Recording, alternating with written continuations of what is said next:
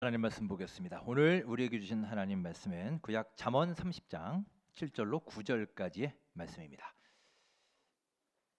구약 944면에 있습니다. 잠언 30장 7절로 9절까지의 말씀입니다. 우리 한 목소리로 합독하시겠습니다. 내가 두 가지 일을 주께 구하였사오니 내가 죽기 전에 내게 거절하지 마시옵소서. 곧 헛된 것과 거짓말을 내게서 멀리하옵시며 나를 가난하게도 마옵시고 부하게도 마옵시고 오직 필요한 양식으로 나를 먹이시옵소서. 혹 내가 배불러서 하나님을 모른다 여호와가 누구냐 할까 하오며 혹 내가 가난하여 도둑질하고 내 하나님의 이름을 욕되게 할까 두려워함이니이다. 아멘. 오늘 주신 하나님의 말씀입니다. 여러분 반갑습니다. 우리 설 명절 연휴 즐겁게 잘 보내셨습니까? 오늘도 예배장에 나오신 모든 분들께 우리 주님의 크신 은혜와 사랑 가득히 넘치시길 주의 이름으로 축원합니다. 함께 다시 한번 인사하겠습니다. 반갑습니다. 주님의 은혜와 사랑 여러분과 여러분의 가정에 가득히 넘치시길 소망합니다. 자, 이제 을사년 새해가 밝았습니다. 우리는 하루하루 많은 것을 꿈꾸고 소망하면서 살고 있습니다. 특별히 이렇게 한 해를 시작하면서 많은 사람들은 올해는 이러이러한 한 해가 되었으면 참 좋겠다라는 기도의 제목이나 소원을 다들 갖고 계실 것입니다. 최근에 SK 커뮤니케이션스라는 곳에서 5,680명을 대상으로 설문조사를 실시했습니다. 2025년 올해는 어떤 소원을 빌고 있는가라는 질문이었습니다. 새해 소원 1위를 차지한 것이 47%를 기록한 경제적 여유였습니다. 요즘 워낙 민생이 어렵다 보니 또 그 각박한 민심이 그대로 반영된 것이 아닌가 싶습니다. 특히 주목할 만한 점은 연령대에서 40대에서 무려 50% 이상, 절반 이상이 경제적인 여유를 새해 소원 1위로 꼽았다는 것입니다. 그러니까 전 연령대 중에 가장 높습니다. 아마도 생활비나 자녀 교육비 등 여러 경제적인 부담을 안고 있는 40대 현실. 그럼에도 아직 또 사회적으로 이렇게 안정된 직분을 마련하지 못한 또 그들의 현실을 반영하고 있는 것으로 보입니다. 반면에 60대 이상에서 최고의 소원으로 꼽은 것은 역시 건강이었습니다. 물론 나이가 들면서 건강에 대해 관심을 갖는 것은 자연스러운 일이지만 특히 요즘 의료 문제도 심각해지고 또 기대 수명도 점점 늘어나면서 건강에 대한 중요성이 더욱 부각되고 있습니다. 자, 여러분은 지금 무엇을 소망하며 살고 계십니까? 올 2025년 한 해 여러분의 가장 큰 소원은 무엇입니까? 우리가 학생 때는 매일매일 학교 다니고 숙제하고 또 시험 보고 또 학교 가고 이렇게 똑같은 생활이 반복되는 것이 너무 지겨워서 빨리 졸업하고 싶다. 직장 다니면서 돈이나 벌었으면 좋겠다라고 생각할 때가 있었던 것 같아요. 돈 버는 게 얼마나 힘든지도 모르고 말이죠. 저희 때도 친구들끼리 그런 얘기 많이 했던 것 같습니다. 또 막상 직장 생활을 하면 어떤가요? 사회생활이 얼마나 힘듭니까? 일도 힘들고 인간관계도 힘들고 처세도 힘들고 몸도 마음도 지치고 그제서야 깨닫죠. 아, 학교 다닐 때가 좋았구나. 마음 편하게 책도 읽고 공부도 할 수 있는 게 참 좋은 것이었구나. 그때 비로소 알게 됩니다. 전세살이 하던 사람은 평생 내 집 한번 가져보는 게 소원이다라고 하고 막상 내 집을 갖게 되면 아침마다 좁은 집에서 화장실에서 복닥복닥 하는 것이 싫어서 화장실 2개 있는 집에 사면 얼마나 좋을까. 소원이 없겠다. 또 이럽니다. 저희 집이 그랬어요. 저희도 옛날에 매일 아침 저 학생 때는 이제 어머니도 직장을 다니셨거든요. 그러니까 네 식구가 그냥 매일 아침마다 화장실 쟁탈전이었습니다. 그때마다 화장실 2개 있는 집이 그렇게 부럽곤 했었어요. 몸이 약한 사람은 내가 좀 건강했으면 소원이 없겠다. 연세 드신 어르신들은 내가 딱 10년만 아니 5년만 젊었으면 소원이 없겠다. 이렇게 말씀들 하시죠. 이렇게 우리는 저마다의 소원과 소망을 가지고 살고 있습니다. 저는 오늘 말씀을 묵상하면서 제 스스로에게 한번 물어봤습니다. 만약 하나님이 지금 나에게 내가 두 가지의 소원을 지금 들어줄 테니 한번 말해봐라 라고 하신다면 나는 과연 무엇을 구할 것인가? 곰곰이 한번 생각해 봤습니다. 하나님께 뭘 해달라고 부탁할까? 올해로 제가 이곳 원천교회에 부임한 지 이제 7년째 됩니다.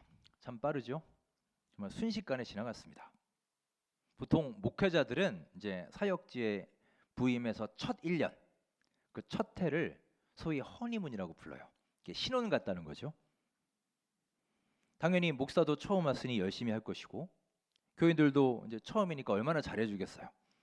이렇게 서로 신혼처럼 참 아름답고 행복한 허니문 기간을 보내고 나면 이제 서서히 한 명, 두 명 갈등도 생기고 관계도 깨지고 목회에 이제 어려움을 겪곤 합니다. 저도 이제 1년 지나니까 저희 선배들이 그러셨어요. 박 목사 이제 허니문 끝났네. 다들 그럽니다. 전 참 감사하게도 그냥 별다른 어려움 없이 지금 7년이 금방 지나갔습니다. 저는 요즘도 하나님께 참 감사하고 있는 것은 저에게 맞는 이런 좋은 교회를 주시고 또 좋은 교인들을 만나게 해주셔서 이렇게 7년간 참 행복하고 즐겁게 목회할 수 있다는 것이 저의 가장 큰 감사 기도의 제목입니다. 그래서 하나님이 저에게 소원을 물으신다면 저는 앞으로 10년, 15년 계속해서 지금처럼 행복한 목회하게 해주십시오. 우리 교인들도 기쁨으로 신앙생활하고 믿음도 점점 성장하게 해주십시오. 이게 첫 번째 소원입니다. 또 하나 더 들어주신다고 했으니 그러면 저희 가정을 위한 소원을 말할 것 같습니다. 여러분은 어떠십니까? 여러분도 한번 내 자신의 소원이 무엇인지 하나님께 두 가지의 부탁을 할 수 있다면 무엇을 말할 것인지 오늘 이 아침에 한번 진지하게 생각해 보시기 바랍니다. 오늘 부분은 잠언서의 거의 마지막 부분입니다. 잠언이 총 31장으로 되어 있는데 그중 30장에 해당되는 부분입니다. 잘 아시는 것처럼 대부분의 잠언은 솔로몬이 기록을 했죠. 하지만 이 30장은 솔로몬이 쓴 게 아니라 소위 아굴의 잠언이라고 알려져 있습니다. 도대체 이 아굴이 누구냐? 이 아굴이라는 인물에 대해서는 사실 잘 알려져 있지 않습니다. 아마도 솔로몬 시대에 활동했던 지혜자 중에 한 명일 것이다 라고 보고 있습니다. 대학원 때 구약 교수님이 이 아굴을 가리켜서 현실적인 영성의 지혜자다라고 말씀하신 기억이 납니다. 현실적인 영성의 지혜자. 즉 아굴은 무슨 거창하고 추상적인 기도 제목을 말하는 게 아니에요. 정말로 현실적이고 아주 솔직담백한 두 가지의 내용을 담아서 하나님께 기도를 드렸습니다. 자, 어떤 기도를 드렸는지 우리 8절 말씀을 읽으면서 그 내용을 살펴보겠습니다. 8절 읽겠습니다. 곧 헛된 것과 거짓말을 내게서 멀리 하옵시며 나를 가난하게도 마옵시고 부하게도 마옵시고 오직 필요한 양식으로 나를 먹이시옵소서. 아멘. 아굴이 구한 두 가지의 기도의 내용이 나와 있습니다. 첫째, 헛된 것과 거짓말을 멀리 하옵소서. 둘째는 나를 가난하게도 마시고 부하게도 마시고 필요한 양식으로 먹이시옵소서라는 기도입니다. 어찌 보면 정말 소박한 기도 아닌가요? 그리고 아주 현실적인 기도입니다. 자, 이제 그의 기도를 한번 자세히 살펴보겠습니다. 먼저 아굴의 첫 번째 기도를 살펴봅니다. 헛된 것과 거짓말을 나에게서 멀리 해주십시오 라고 그는 기도합니다. 이 기도를 다른 말로 바꾸면 이렇게 될 겁니다. 위로는 하나님께, 아래로는 사람들에게 떳떳하고 부끄럽지 않은 삶을 살게 해주십시오. 양심에 거스리지 않는 삶을 살게 해주십시오. 이러한 간구를 할 수 있습니다. 참으로 지금 우리가 살고 있는 시대는 거짓이 판을 치는 세상입니다. 거짓이 세상을 흔들고 있고 사실과 진실을 거짓이 덮어 누르고 있습니다. 저는 정말로 심각하다고 생각하는 것이 요즘에 이 사회가 완전히 이분화되어 있다는 것입니다. 즉 내 편과 네 편으로 딱 갈라져 있어서 내 편이면 거짓도 사실로 치부하고 내 편이 아니면 사실도 거짓이라고 매도해 버리지 않습니까? 그래서 양심이라는 게 이제 없습니다. 지금 정치권에서 매일같이 일어나는 일들이 이런 거 아닌가요? 무지막지한 진영 논리에 갇혀서 그 안경으로만 세상을 보는 것입니다. 그래서 어느 순간부터는 다들 진리가 무엇인지, 진실이 무엇인지는 별로 관심이 없어요. 오직 우리 진영, 우리 편이 승리하는 데에만 혈안이 되어 있는 것 같습니다. 이기기 위해서는 거짓말 정도는 아무렇지도 않게 하고 있습니다. 그러니 실제로 얼마나 많은 거짓말들이 우리 주변에 있을까요? 우리가 아는 것만 해도, 드러난 것만 해도 이 정도인데 말이죠. 우리는 불신의 시대에 지금 살고 있습니다. 다른 사람을 쉽게 믿지 못합니다. 세상에 믿을 놈 아무도 없어 탄식을 하지만 정작 그렇게 말하고 있는 우리는 어떻습니까? 자신도 모르는 사이에 남을 속이고 어떻게든 내 잘못을 감추고 허물을 덮어버리기 바쁜 그런 우리의 모습을 발견할 때가 많이 있지 않으십니까? 혹자는 이렇게 말할 겁니다. 사실 나는 나쁜 의도로 그런 건 아니야. 내 거짓말에 결코 악의는 없었어 라고 변명하지만 어쩌면 우리는 남들을 속이거나 거짓말하는 것에 대해서 어느새 너무나 익숙해지고 둔감해진 것은 아닌가 싶습니다. 우리 옛날에는 조그만 거짓말 하나만 해도 막 가슴이 콩닥콩닥 뛰지 않았습니까? 들킬까 봐 무섭고 죄책감에 막 괴로워하지 않았나요? 그런데 이제는 내성이 생겨서 웬만한 거짓말에는 꿈쩍도 하지 않습니다. 정말 아무렇지도 않게 변명과 거짓들을 달고 사는 우리의 모습에 스스로 놀라기도 합니다. 심지어 교회도 크게 다르지 않습니다. 흔히 말하기를 이 사회에서 교회가 왜 능력을 발휘하지 못하는가?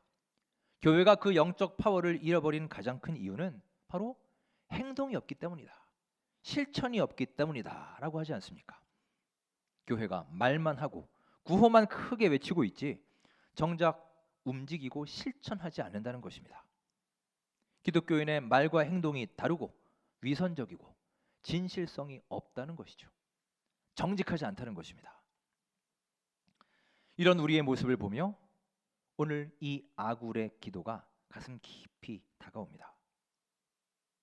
여러분, 오늘 함께한 이 아굴의 기도와 같이 올 한 해 우리 모두 스스로 거짓을 멀리하는 삶을 실천할 수 있기를 간절히 소망합니다. 그렇게 살기 위해 우리는 끊임없이 분투하고 노력해야 됩니다. 가능한 거짓과 최대한 멀어질 수 있도록 우리는 수시로 내 자신과 싸워야 할 것입니다. 하나님, 내 삶의 헛된 것과 거짓을 멀리하여 주옵소서. 아굴의 이 기도가 불신 가득한 이 시대를 살아가는 우리 모두의 진실한 기도가 될 수 있기를 주님의 이름으로 축원합니다. 두 번째로 아굴이 갈망하고 기도한 또 하나의 내용이 있습니다. 나를 가난하게도 마옵시고 부하게도 마옵소서라는 기도입니다. 저는 처음에 이 말씀을 보면서 참 의아하면서도 궁금했습니다. 아니, 기도할 내용이 세상에 엄청나게 많을 텐데 왜 그는 이런 기도를 드리고 있을까? 이게 그렇게 중요한 기도의 제목이었을까? 참 궁금했습니다. 아굴의 이 기도는 우리 인간의 본성을 잘 보여주고 있는 기도입니다. 즉 사람은 가난할 때와 배부를 때의 마음가짐이 참 많이 다르다는 것입니다. 은어라는 물고기가 있습니다. 은어에 관련된 이야기를 하나 소개해 드립니다. 조선시대 임진왜란 때 선조가 동해로 피난을 가게 되었습니다. 그때는 식량이 아주 귀하던 때입니다. 그때 한 백성이 임금님께 물고기를 바쳤는데 그 당시에는 워낙 궁하고 먹을 것도 없고 배가 너무 고파서 선조가 이제 그 물고기를 먹었는데 그 맛이 정말 기가 막혔습니다. 이 물고기 이름이 무엇이냐 물으니 백성들은 그냥 묵이라고 부릅니다. 한 글자 묵, 고기 이름이 묵이었어요. 이렇게 얘기를 했죠. 그러자 선조가 얘기를 합니다. 아니, 이렇게 맛이 뛰어나고 은빛 비늘을 가진 물고기에 그런 하찮은 이름을 붙여서야 되겠느냐. 지금부터 과인이 은어라는 귀한 이름을 하사하겠노라. 이렇게 된 겁니다. 그래서 그때부터 묵은 은어라는 새로운 이름을 갖게 되었습니다. 전쟁이 다 끝나고 궁으로 돌아온 후에 선조는 이제 매일같이 진수성찬으로 맛있는 음식을 잘 먹게 되었습니다. 그런데 그는 아무리 산의 진미를 먹어도 예전에 그 자신이 궁핍할 때 먹었던 그 은어의 맛이 계속 떠오르는 거예요. 그래서 신하들에게 내가 옛날에 먹었던 그 생선의 맛이 너무나 그립구나. 그 물고기를 꼭 찾아서 다시 그 요리를 해오거라 라고 명령을 내립니다. 신하들이 수소문을 해서 겨우겨우 그 물고기를 찾아서 다시 요리를 해서 왕에게 정성껏 바쳤습니다. 자, 그런데 지금 그 요리를 먹어보니 그때의 맛이 안 나는 것입니다. 궁핍하고 배고플 때는 그렇게 맛있던 물고기 요리가 이제는 배가 부르니 전혀 다른 맛이 된 것이죠. 선조는 그래서 크게 실망하면서 이 생선은 너무나 비리고 맛이 없으니 은어라는 이름이 어울리지 않는다. 그냥 도로 묵이라고 불러라. 이렇게 된 거예요. 그래서 우리가 흔히 쓰는 도루묵이라는 말이 있죠. 말짱 도루묵이다. 이 말이 여기에서 나온 겁니다. 여러분, 이 이야기에서 말하는 바가 무엇일까요? 사람은 가난할 때와 배부르고 풍요로울 때의 마음가짐이 완전히 다르다는 것입니다. 어려울 때는 작은 것도 귀하게 여기고 감사할 줄 알고 맛있게 먹었지만 넉넉해지고 풍요로워지면 언제 그랬냐는 듯이 다 잊어버리고 오만방자해지기 쉽다는 것입니다. 우리도 그렇지 않습니까? 내가 가난할 때, 위급할 때, 어려울 때, 배고플 때, 절박할 때는 정말 간절하게 하나님께 매달리다가도 주님 아니면 나는 살 수 없습니다. 엎드려 기도하다가도 정작 다 해결되고 상황이 좋아지고 회복되면 싹 잊어버리지 않나요? 모든 것이 자기 공로인 것처럼, 내가 잘해서 그리 된 것처럼 교만해지기 쉬운 존재가 바로 우리들입니다. 여러분, 부라고 하는 것은, 물질이라고 하는 것은 철저하게 상대적입니다. 누구를 바라보느냐, 내가 누구와 비교하느냐에 따라서 내가 부자가 될 수도 있고 얼마든지 가난한 사람이 될 수도 있는 것이지요. 현재 공식 집계된 세계 최고 부자 1위는 일론 머스크라고 하네요. 공식적으로는 그렇습니다. 그런데 비공식 1위가 따로 있습니다. 사진 하나 보실까요? 저 누군지 아세요? 맨 오른쪽에 있는 사람? 예, 사우디의 왕세자 무하마드 빈 살만입니다. 사우디에서는 그 왕조의 재산을 공개하지 않는다고 해요. 그래서 공식 부자 순위 집계에서 빠졌는데 실제로는 일론 머스크 재산보다도 몇 갑절이 된답니다. 저 사진은 3년 전에 빈 살만이 우리나라 저 롯데 호텔에서 우리나라의 최고 재벌들과 함께 만나는 장면이에요. 뭐 누군지 대략 아시겠죠? 네, 빈 살만 옆에서부터 이제 삼성의 이재용 회장, SK 최태원 회장, 현대자동차 정의선 회장, 그리고 네 번째는 제가 이름을 잘 모르겠어요. 한화솔루션에서 나온 분이랍니다. 그리고 뒤에 4명이 더 있는데 5등부터는 아예 사진에 나오지도 않습니다. 우리나라에서는 최고 재벌들이잖아요.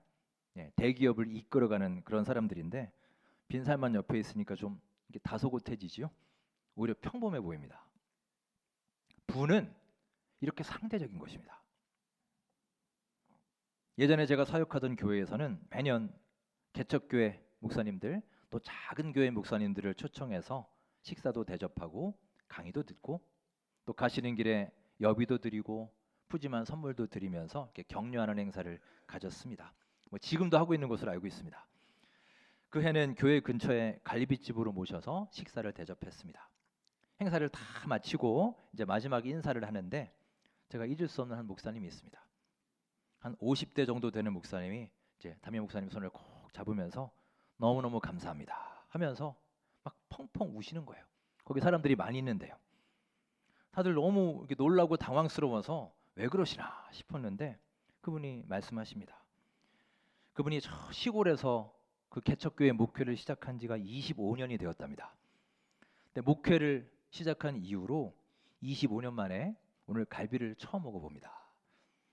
너무 감격스럽고 너무 감사해서 막 눈물이 날 지경입니다. 이렇게 말씀을 하셨습니다.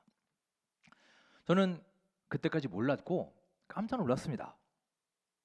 개척교회 목사님들이 어려운 거는 알고 있었지만 사실 이 정도라고는 생각하지 못했어요. 갈비 한번 먹은 것이 그렇게 감사할 정도, 그 정도로 어려운가. 그날 많은 것을 깨달았습니다. 교회가 성장하고 부흥하는 것 물론 필요하지만 이렇게 어려운 교회들에 베풀고 어려운 이웃들에게 나눠야 되는 사명을 우리가 가지고 있구나. 올해 우리 교회 표어가 함께 즐거워하고 함께 울라인데 이렇게 우는 자들과 함께 울기 위해서는 그들의 어려움이 어느 정도인지 그들의 아픔이 무엇인지 먼저 우리가 알고 공감해야 되지 않겠습니까? 이렇게 우리는 때로는 부자들을 보면서 부러워하기도 하고 반면 어려운 이웃들을 보면서 안타까워하기도 합니다. 그리고 감사하기도 합니다. 이런 상황 속에서 오늘 우리가 함께한 이 아굴의 기도는 더욱 실감이 납니다. 자, 그의 기도를 우리 다시 한번 내용을 생각하며 볼까요? 자, 8절 다시 한번 우리 읽겠습니다. 곧 헛된 것과 거짓말을 내게서 멀리 하옵시며 나를 가난하게도 마옵시고 부하게도 마옵시고 오직 필요한 양식으로 나를 먹이시옵소서. 가난하게도 말고 부하게도 말게 해달라는 것입니다. 삶에 꼭 필요한 양식만 구한 것입니다. 사람들은 오늘도 열심히 일을 합니다. 여러분도 지난 한 주간 열심히 일하셨을 것입니다. 왜 일을 합니까? 일하는 목적은 다 저마다의 차이가 있을 수 있지만 대부분의 사람들은 결국은 돈을 벌기 위해서, 먹고 살기 위해서 일을 하죠. 이왕이면 많이 벌어서 좀 더 편안한 삶을 살고 싶고 또 풍요롭게 살기를 원할 것입니다. 아굴은 하나님께 간구합니다. 그는 뭐라고 구했느냐? 그는 많은 것을 갖게 해달라, 부자가 되게 해달라고 기도하지 않았어요. 그가 구한 것은 부하지도 않고 가난하지도 않게 하옵소서. 오직 필요한 양식을 구하고 있습니다. 우리가 잘 알고 있는 주님께서 가르쳐 주신 기도, 주기도문에 보시면 이와 비슷한 내용이 나오죠. 오늘날 우리에게 일용할 양식을 주옵시고, 똑같은 내용입니다. 일용할 양식, 나에게 필요한 만큼을 공급해 주십시오 라는 간구입니다. 그는 왜 이런 기도를 했을까요? 물질을 달라고 할 것이면 기왕이면 좀 많이 달라고 할 것이지, 풍성하게 넘치도록 주십시오 할 것이지, 필요한 만큼만 달라는 것은 무슨 의미가 있을까요? 아굴의 기도는 우리 사람이라는 존재가 얼마나 물질에 취약한지를 잘 보여주고 있습니다. 아굴은 현실적인 눈이 있는 사람이라 했죠. 그는 자신이 부유해지거나 물질이 풍요롭게 되었을 때 혹시라도 하나님과 멀어질 위험에 처할 것을 감지하고 있습니다. 욕심이 하나님의 자리를 어느 순간 대신 차지하게 될지 모른다는 위험입니다. 그리하여 하나님을 잊어버리고 하나님과 멀리 떨어져 살지 모른다 생각한 것이죠. 또한 반대로 자기가 너무 가난해서 정말 하루하루 삶이 너무나 힘들고 쪼들려서 혹시나 그리하여 죄를 범하지는 않을까, 혹시 남을 속이고 혹시 자신을 속이고 하나님을 속이며 하나님의 이름을 욕되게 하지는 않을까, 그것을 또한 염려한 것입니다. 다시 말하면 아굴의 관심사는 단지 잘 살고 못 살고 부자이고 가난하고의 문제가 아니에요. 항상 하나님을 알아가고 항상 하나님과 가까이 있고 싶습니다 라는 소망입니다. 여러분, 지금의 이 물질 중심의 사회 속에서 이 아굴의 기도야말로 이 시대를 살아가는 우리에게 꼭 필요한 기도가 아니겠습니까? 물론 돈이 많아도 교만하지 않은 사람 있습니다. 물질을 정말 유익하게 멋있게 잘 쓰는 사람이 있어요. 또 가난하게 살아도 정말 주어진 형편에 만족하고 행복하게 사는 사람들도 얼마든지 있습니다. 하지만 아굴의 기도는 일반적인 사람들, 우리 보통의 보편적인 사람들을 향한 메시지입니다. 우리 대부분은 다 보통 사람이지 않습니까? 우리는 다 연약한 존재입니다. 아굴이 염려하는 이것처럼 우리는 그렇게 물질 앞에 어느 한쪽으로 치우치기 쉬운 존재예요. 교만해지든지 연약해지든지요. 그게 우리의 모습입니다. 따라서 우리는 이 아굴의 기도를 잘 새기며 좌로나 우로나 치우치지 않는 균형 있는 삶의 자세를 갖춰야 하는 것입니다. 자, 여러분께 다시 질문하겠습니다. 지금 우리는 그리스도인으로서 하나님께 무엇을 구하고 있습니까? 나는 지금 하나님께 무엇을 가장 애타게 절박하게 부르짖으며 살고 계십니까? 여러분의 소원은 무엇입니까? 지금 내가 좇고 있는 모든 것들이 어쩌면 아굴이 말하고 있는 헛된 것과 거짓으로 나를 인도하고 있지는 않은지 현재 우리 자신의 믿음 생활을 다시 한번 돌아보는 시간 되시기 바랍니다. 아굴은 주님께 구할 두 가지의 일을 평생의 소원으로 삼고 살았습니다.